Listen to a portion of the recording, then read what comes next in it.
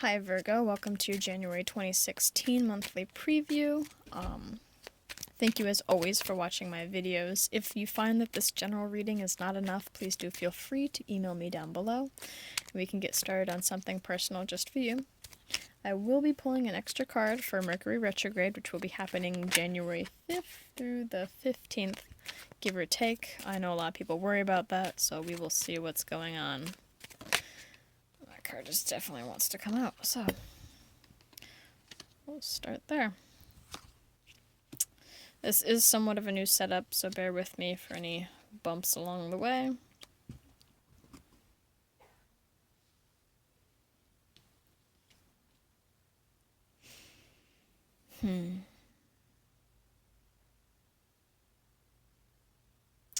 Okay, so overall, main theme for the month. We have the Nine of Pentacles, and the Nine of Pentacles is all about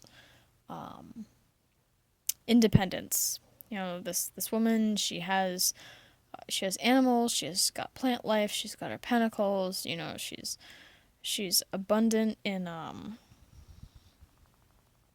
there you go.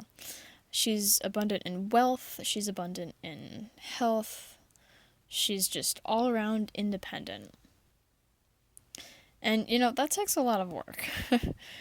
Maybe you're tired because in the middle of the month we have the Two of Pentacles, which is all about balancing a lot of things.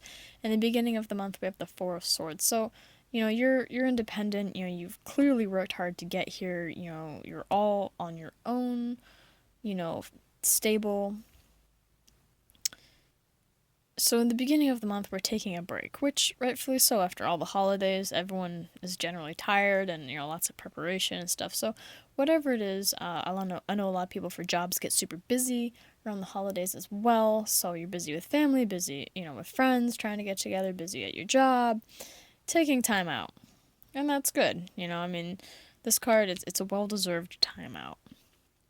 It's taking a mental break, really. Excuse me. In the middle of the month, we have the Two of Pentacles, and that's all about balancing things. So after you've taken your break, you decide to hop back into things, but you don't just overly hop back in because you only have two. You know, up here you've got all of these pentacles, but here you only have two. So you're just balancing a small amount. You are balancing things nonetheless, trying to be fair and keep things in check, but it is only two, so you're not going to necessarily jump back into things too hard, you know, from your break. You're going to kind of dip your toe in. And we close out the month with the Eight of Swords. And the Eight of Swords, it's you know, I almost don't even bother looking at this card because it's feeling stuck. You know, feeling trapped, but it's all in your head. So it's kind of almost like, it's not a pointless card, but it doesn't need to be here. This is all controlled by you. So I think maybe after your break, you know, you start to pick up whatever it is again, and you feel trapped because you're like, oh my god, like, I have just these two, and look how hard it is to balance these two. How am I ever going to get back to where I was? Oh my god, I never should have taken a break. And don't worry about it. Baby steps. You know, you didn't get to this point in a day, you know, and so you're not going to get back there in a day. You know, start with two, add a third, add a fourth, and so on.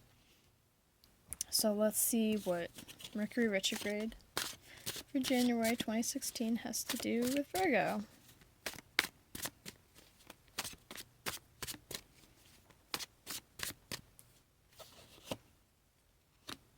God.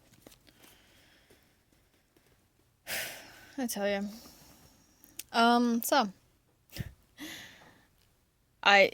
the way I've been pulling cards, like, I shuffle, and in between the actual camera roll, I shuffle both decks thoroughly, so that way I'm not burning up too much camera time simply shuffling cards, and I just pulled this card for someone else.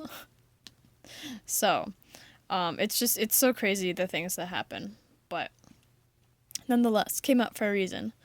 And as I always say, tarot never gives bad advice. So in the end, no matter what card you pull, it's never bad advice. This is the King of Spades, and which is also the King of Swords. And this is a very this dude has been coming out for everybody. I think honestly almost everyone has gotten this card, or in this deck either way. But you know, and this is something apparently. I mean, a lot of people really do need to take the advice of. This is a very, whether it's going to represent you at the moment or someone else. It's generally an air sign, which is Gemini, Libra, Aquarius. It's a maybe more of a mysterious person. It's a person that rules with authority. Their words can be a little curt or blunt. They can cut some, but they don't mean it to be mean. It's just kind of how they are. They're not super emotional or mushy gushy necessarily. Um, they're very assertive, and they seek absolute justice and fairness. And so this is a very good person to get advice from that's like unbiased advice.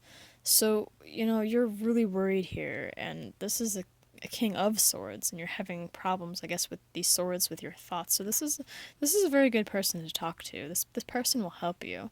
You know, this person will help you get back from this 2 all the way back up to this 9 again. So overall, you know, don't worry. Someone will be coming to help you, whether they're already in your life or someone new. Or maybe it's just yourself, if these are aspects you need to take on yourself. So I hope you enjoy your January.